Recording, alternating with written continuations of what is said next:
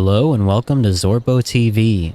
After hours of testing and number crunching every spec I could think of, today I present you with what I believe is the best possible Subtlety Rogue PvP build right now in the War Within.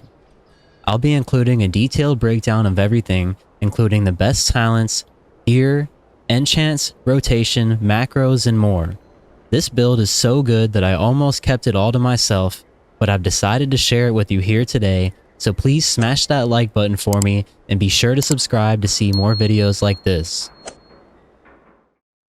Now before we get into the details of the spec, it's important that we understand what we're trying to accomplish by using it.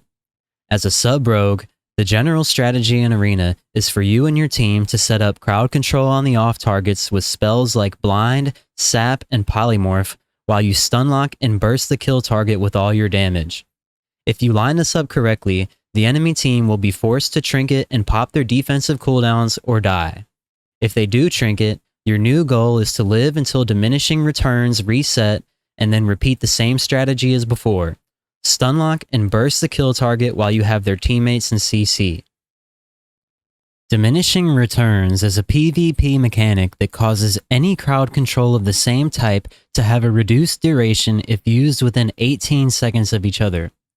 This means that if you stun someone, you'll have to wait 18 seconds until you can stun them again for the full duration. Otherwise, your stun will have a severely reduced duration. So if you're wondering why sometimes your stun is very short or doesn't work, you probably need to track the diminishing return.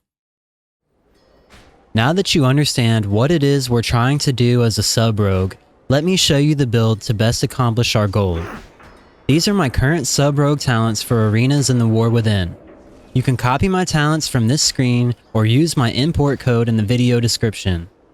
This build is all about hitting big combo point builders, not so much about big finishers. This allows us to get off huge bursts in a nick of time.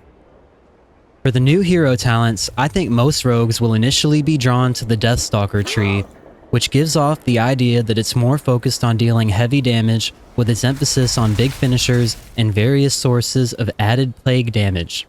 However, after taking a closer look and doing some testing, I discovered that the Trickster tree offers some very powerful tools that allow for more of a bursty, in and out playstyle that in my opinion better suits the role of a sub-rogue in Arena.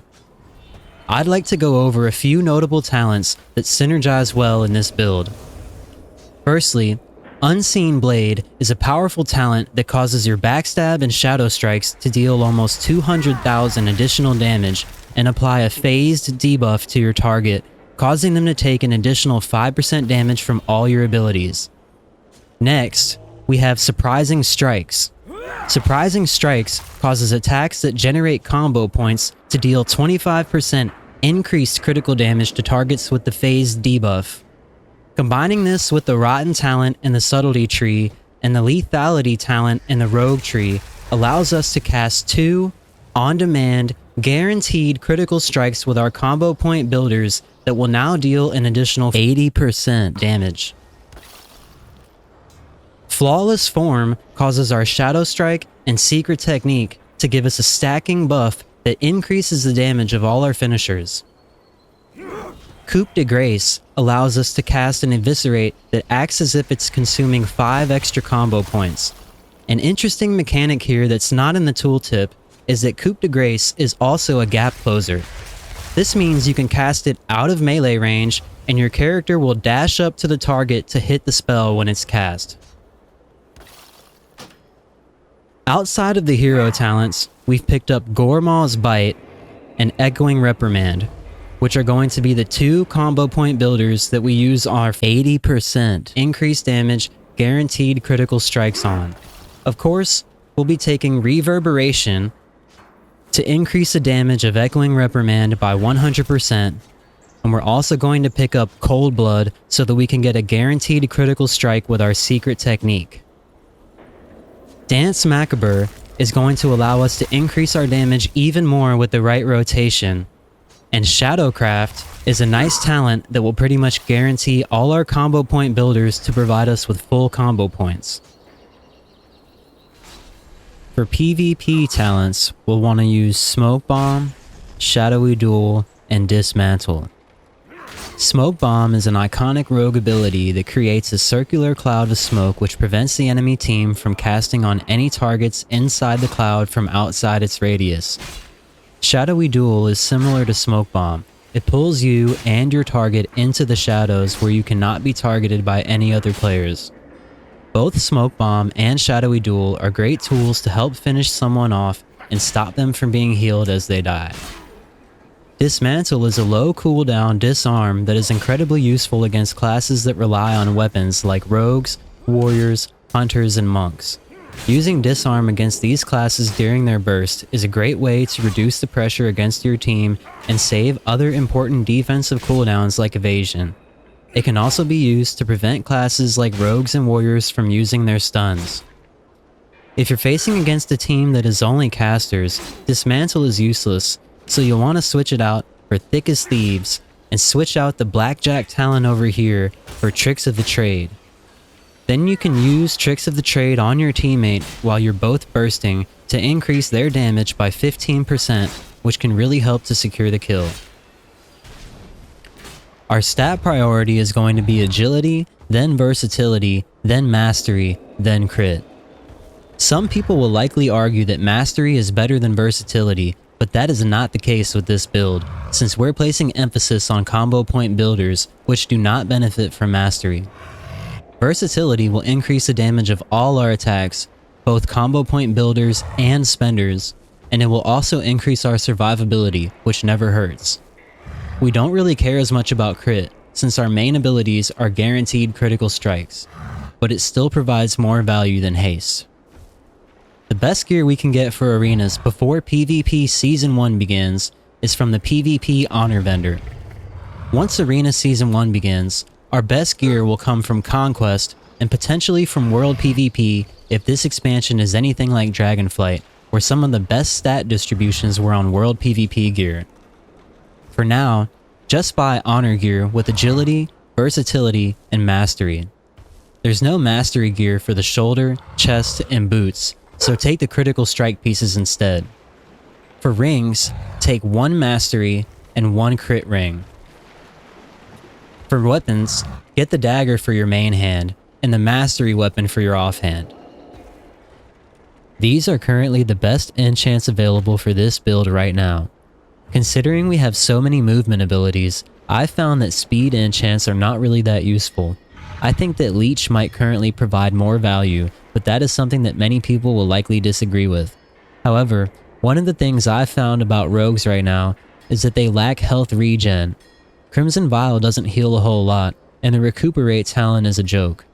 This Cloak enchant provides extra leech and additional regen while in stealth, which I think may be more valuable than speed, especially if you have to 1v1 or 1v2. Now it's time to go over the Stunlock Burst rotation. First, get 1 combo point with either a cheap shot on the off target or a gouge on the kill target. Then, press Shadow Dance and Shadow Blades, Kidney Shot, Shadow Strike, Symbols of Death, Gormaw's Bite, Cold Blood Secret Technique, Echoing Reprimand, Cheap Shot Eviscerate, Cheap Shot Eviscerate. This devastating combo should be enough to take out almost an entire health bar, if not the whole thing. With another DPS helping you, it should be easy to kill in a good cross CC the way sub rogues are meant to. Make sure you follow the strategy I went over in the beginning of the video. After you vanish just one time, you should be able to do the full burst again in about 10 seconds. This is because Vanish actually reduces the cooldown of all other rogue abilities by 30 seconds, and all of our major abilities have a cooldown of 45 seconds or less. Since mages can blink out of your stuns, and Death Knights will just press Icebound Fortitude, it's better to just do damage with all your globals instead of stunning. Use the following rotation against mages and Death Knights: Shadow Strike, Shadow Dance and Shadow Blades, Cold Blood Secret Technique, Shadow Strike, Symbols of Death, Gormaw's Bite, Eviscerate, Echoing Reprimand, Eviscerate. For macros, there's really not that many that are necessary to play Rogue in Arena, but I'd like to show you a few that I think are definitely worth having. For starters, I think it's very useful to have a macro to press Shadow Dance and Shadow Blades at the same time with the Orc Racial as well if you have it. Since Shadow Blades and the Racial aren't tied to the GCD, all three abilities can be pressed at the same time, which can help to simplify what is already a fairly complicated rotation. And guys, don't be afraid to press Shadow Blades on your opener. It'll help to force the other team to trinket, and it's good to use it early because your Vanishes will reduce its cooldown by 30 seconds each, so you'll often be able to use it multiple times in one match. Another macro I like to use to help smooth out the rotation is a Cold Blood Secret Technique macro. I use this macro when I press Secret Technique to automatically apply Cold Blood for the 100% crit chance. If you type the macro just like mine, Cold Blood will always be applied to Secret Technique. We don't want to use Cold Blood for any other ability. We only selected it to use with Secret Technique. A must-have macro for all rogues is the Sap Stealth macro. This macro is used when you're trying to find another rogue or stealth class. You just walk around and spam the macro, and if they come near you, there's a good chance you'll be able to quickly sap them with it.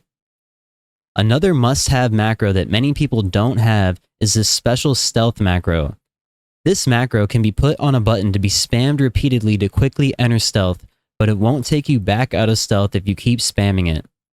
It'll also cancel your auto attacks to prevent stealth from breaking, and automatically cancel Shadow Dance because Shadow Dance prevents stealth.